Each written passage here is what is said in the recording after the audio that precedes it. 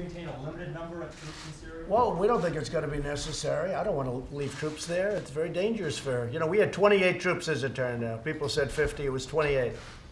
And you had an army on both sides of those troops. Those troops would have been wiped out. I don't think it's necessary, other than that we secured the oil. It's in a little different section, but we just secured the oil.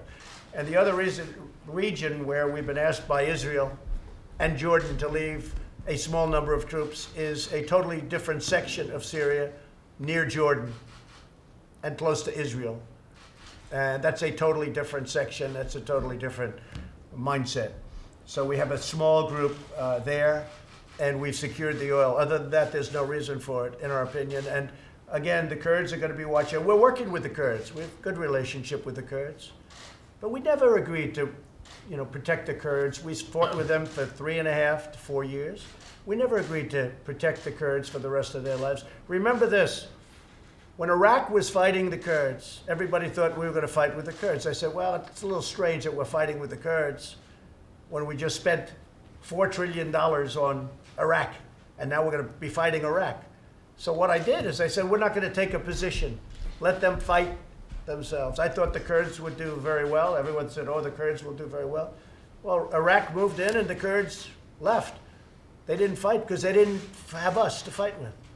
A lot of people are good when they fight with us. When you have $10 billion worth of airplanes shooting 10 miles in front of your line, it's much easier to fight. But with that, they were a good help, but we were a great help to them too. They were fighting ISIS. They hated ISIS. So they were fighting ISIS.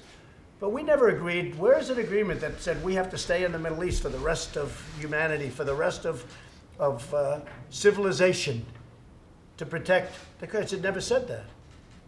And we have protected them. We've taken very good care of them. And I hope they're going to watch over ISIS, because that's, again, most of it's not in the safe zone, as we call it. Some places called demilitarized zone. In the old days, we'd call areas like this a demilitarized zone.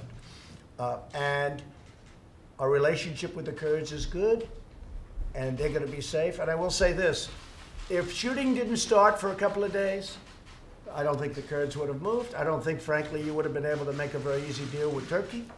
I think when it started for a few days, it was so nasty that when we went to Turkey and when we went to the Kurds, they agreed to do things that they never would have done before the shooting started. If they didn't go through 2.5 days of hell, I don't think they would have done it. I think you couldn't have made a deal. And people have been trying to make this deal for years. But we're close to making it. We'll see what happens. Again, they've been fighting for 300 years that we know of. 300 years.